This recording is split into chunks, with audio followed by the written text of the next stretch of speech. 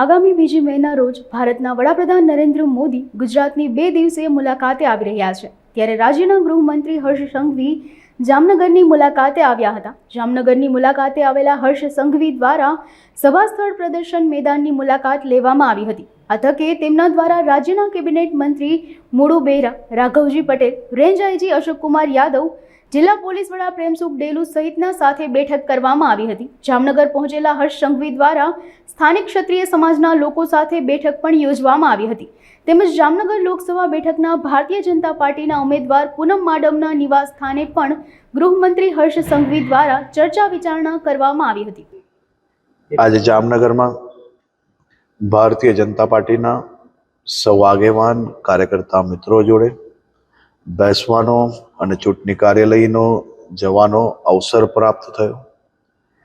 જામનગરની અનેક ગલીઓમાં ફરવાનો બી આજે અવસર પ્રાપ્ત થયો.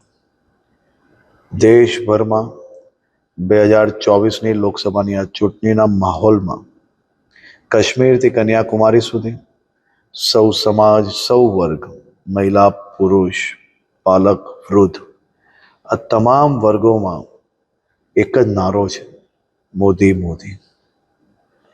દેશના સૌ નાગરિકો સાથે મળીને આ ચૂંટણીમાં એક નવો ઇતિહાસ બનાવવા માટે આગળ વધી રહ્યા છે. પ્રત્યેક નાગરિકોના મનમાં એક જ સંકલ્પ છે કે 2024માં મોદીજીની ત્રીજી સરકારમાં દેશના વિકાસની ગતિ હજી વધુ ઝડપથી આગળ વધારીએ.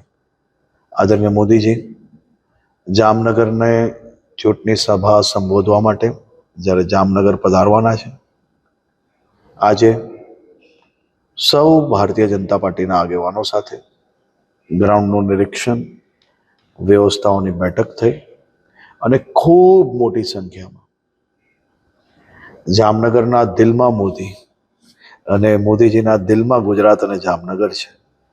જ્યારે જામનગર ખાતે એ પધારી રહ્યા છે ત્યારે લોકોમાં ખૂબ ઉત્સાહ છે. સૌ સમાજ, સૌ વર્ગના લોકો સાથે મળીને એમના સ્વાગતની ખૂબ મોટી તૈયારીઓ કરી રહ્યા છે. હવે રાહુલ ગાંધીના જે સ્ટેટમેન્ટ બાબતે રાજ્યના અનેક રાજવી પરિવારો દ્વારા તેના ઉપર ટિપ્પણી આપવામાં આવી છે, પરંતુ ખૂબ જ દુઃખદ વિષય છે. ક્યારેય કોંગ્રેસના આ શહેજાદા દ્વારા નિઝામ હોય કે પછી નિઝામો દ્વારા થયેલા અત્યાચારો પર ક્યારેય કોઈ બી પ્રકારના સ્ટેટમેન્ટો તમે ક્યારેય નહીં સાંભળ્યા હશે. જેમનો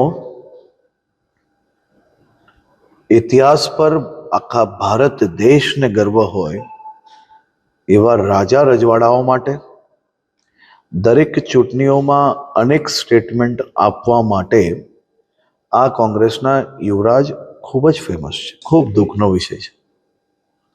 સ્ટેટમેન્ટ પછી જે પ્રકારની વાતો એમને બોલી, અતિ નિંદનીય. સ્ટેટમેન્ટ સાંભળીને ખૂબ દુઃખ થયું.